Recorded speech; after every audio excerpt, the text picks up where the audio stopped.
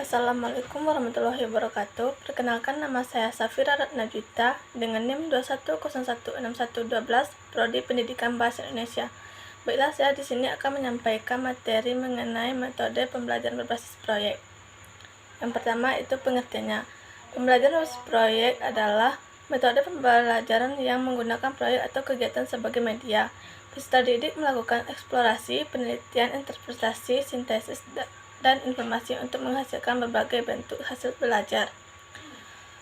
Project Based Learning atau pembelajaran berbasis proyek merupakan model pembelajaran yang berpusat pada siswa untuk melakukan suatu investigasi yang mendalam terhadap suatu topik. Siswa secara konstruktif melakukan pendalaman pembelajaran dengan pendekatan berbasis riset terhadap permasalahan dan pertanyaan yang berbobot, nyata, dan relevan. 2. Karakteristik terbagi 5, yaitu yang pertama, centrality, driving question, constructive investigation, autonomy, dan realisme. Yang ketiga itu tujuan. Yang pertama, tujuannya adalah meningkatkan kemampuan peserta didik dalam pemecahan masalah proyek. 2. Memperoleh pengetahuan dan keterampilan baru dalam pembelajaran. 3. Membuat peserta didik lebih aktif dalam memecahkan masalah proyek yang kompleks dengan hasil produk nyata. 4. Mengembangkan dan meningkatkan keterampilan peserta didik dalam mengelola bahan atau alat untuk menyelesaikan tugas atau proyek. Yang kelima, meningkatkan kolaborasi peserta didik khususnya pada PJBL yang bersifat kompleks. 4. Langkah-langkah.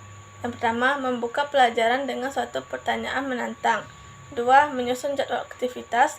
3. Mengawasi berjalannya proyek. 4. Penilaian terhadap produk yang dihasilkan. 5. Evaluasi. 5. Kelebihan dan kekurangan. Yang pertama, kelebihan itu meningkatkan motivasi belajar peserta didik untuk belajar, mendorong kemampuan mereka untuk melakukan pekerjaan penting dan mereka perlu untuk dihargai. 2. Meningkatkan kemampuan pemecahan masalah. 3. Membuat peserta didik menjadi lebih aktif dan berhasil memecahkan problem-problem yang kompleks. 4. Meningkatkan kolaborasi. 5. Mendorong peserta didik untuk mengembangkan dan mempraktikkan keterampilan komunikasi. 6. Meningkatkan keterampilan peserta didik dalam mengelola sumber. 7. Memberikan pengalaman kepada peserta didik pembelajaran dan praktik dalam organisasi proyek. 8. Menyediakan pengalaman belajar yang melibatkan peserta didik secara kompleks. 9. Melibatkan para peserta didik untuk belajar mengambil informasi dan menunjukkan pengetahuan yang dimiliki. 10. Membuat suasana belajar menjadi menyenangkan sehingga peserta didik mampu pendidik menikmati proses pembelajaran. 2. Kekurangan. 1. Memerlukan banyak waktu untuk menyelesaikan masalah. 2. Membutuhkan biaya yang cukup banyak. Yang merasa nyaman dengan kelas tradisional. 4. Banyaknya peralatan yang harus disediakan.